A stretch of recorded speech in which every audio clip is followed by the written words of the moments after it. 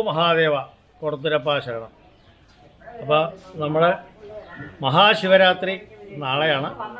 എല്ലാ ക്ഷേത്രങ്ങളിലും ശിവരാത്രിയാണ്. ശിവന് ഉറക്കാണ്ട് നമ്മൾ കൊണ്ടു നടക്കുകയാണ് അന്നത്തെ ദിവസം നമ്മൾ പ്രധാനമായിട്ട് ചെയ്യേണ്ടത്. അപ്പോൾ അതിനുവേണ്ടി പല ആഘോഷ പരിപാടികളും വാദ്യങ്ങളും മേളങ്ങളുമായിട്ട് ഭഗവാനെ നമ്മൾ ഉറക്കാതെ അന്നത്തെ ദിവസം കഴിച്ചു കൂട്ടുക, ഭഗവാനെ സന്തോഷവാനായിട്ട് ഇരുത്തുക. അപ്പോൾ നമ്മുടെ കോടത്തൂർ ശിവക്ഷേത്രത്തിൽ പ്രധാനമായിട്ട് ഭഗവാന് അഭിഷേകങ്ങളാണ്. രുദ്രാഭിഷേകം, രുദ്ര ഏകാദശി എന്ന് പറയുമ്പോൾ മഹാരുദ്രയുണ്ട്, രുദ്രേകാദശിയുണ്ട്, സാധാരണ രുദ്രാഭിഷേകമുണ്ട്. ഇത് നമ്മൾ രുദ്രേകാദശി 12 ബ്രാഹ്മണർ 11 ദ്രവ്യങ്ങൾ 11 ഒരു രുദ്രവും ചമകവും ചൊല്ലി ഭഗവാനെ അഭിഷേകം ചെയ്യും. അത് വളരെ വിശേഷമാണ്. അത് കഴിഞ്ഞ് കഴിഞ്ഞാൽ ഒരു വസോർധാര ഹോമമുണ്ട്.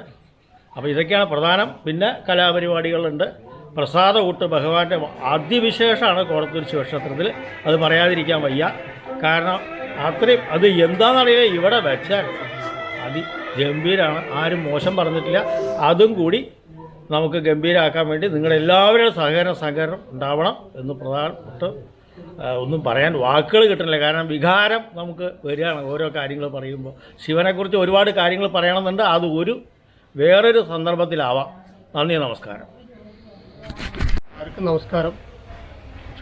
കൊടുത്തൂർ ശിവക്ഷേത്രത്തിലെ ഈ വർഷത്തെ ശിവരാത്രി മഹോത്സവം ഇന്നലെ മുതൽ, അതായത് 13, 14, 15 തീയതികളിലായിട്ട് അതിഗംഭീരമായി നടക്കുകയാണ്. ഇന്നലെ രാവിലത്തെ പരിപാടി ഉണ്ടായിരുന്നു. രാവിലെ ഗണപതി ഹോമം, മറ്റുള്ള വൈകുന്നേരങ്ങളിൽ കുട്ടികളുടെ നൃത്തനൃത്യങ്ങൾ. ഇന്നും ഇതേപോലെ രാവിലെ ഒരു ലഘുഭക്ഷണത്തോടു കൂടിയുള്ള പരിപാടി, അതുപോലെ തന്നെ അന്നദാനം, പിന്നെ വൈകുന്നേരത്തെ കുട്ടികളുടെ ഗംഭീര നൃത്തനൃത്യങ്ങൾ. അതും ട്രൂപ്പുകളുടെ ഡാൻസാണ് ഞങ്ങൾ ഇപ്രാവശ്യം അറേഞ്ച് ചെയ്തിരിക്കുന്നത്.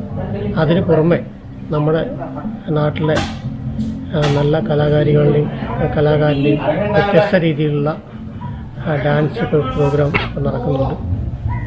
നാളെ ശിവരാത്രി ദിവസം കാലത്ത് അമ്പലത്തിൽ വിശേഷ പൂജയും അതുപോലെ തന്നെ ഭഗവാന്റെ പ്രധാന വഴിപാടായ രുദ്രാഭിഷേകം നമ്മുടെ അമ്പലത്തിൽ നടക്കുന്നുണ്ട്. അതുപോലെ തന്നെ നമ്മുടെ അമ്പലത്തിൽ എല്ലാ വർഷവും നടത്തി വരാനുള്ള ഗംഭീര പ്രസാദമുണ്ട്.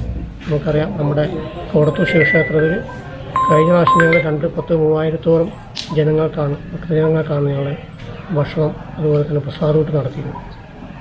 അതിനുശേഷം അതിന് മുന്നോടിയായിട്ട് തന്നെ നമ്മുടെ കലാമണ്ഡലം ശിവാഞ്ജനി ട്രൂപ്പ് അവതരിപ്പിക്കുന്ന മെഗാ തിരുവാതിരക്കളി നാളെ നമ്മുടെ അമ്പലത്തിൽ ഉണ്ട്. നാളെ വൈകുന്നേരം ഗംഭീര തായങ്കാവ് അനീഷ് നമ്പീശൻ്റെ ശിക്ഷണത്തിൽ അരങ്ങേറിയ 10 കുട്ടികളുടെ വകയാണ് തായമ്പക.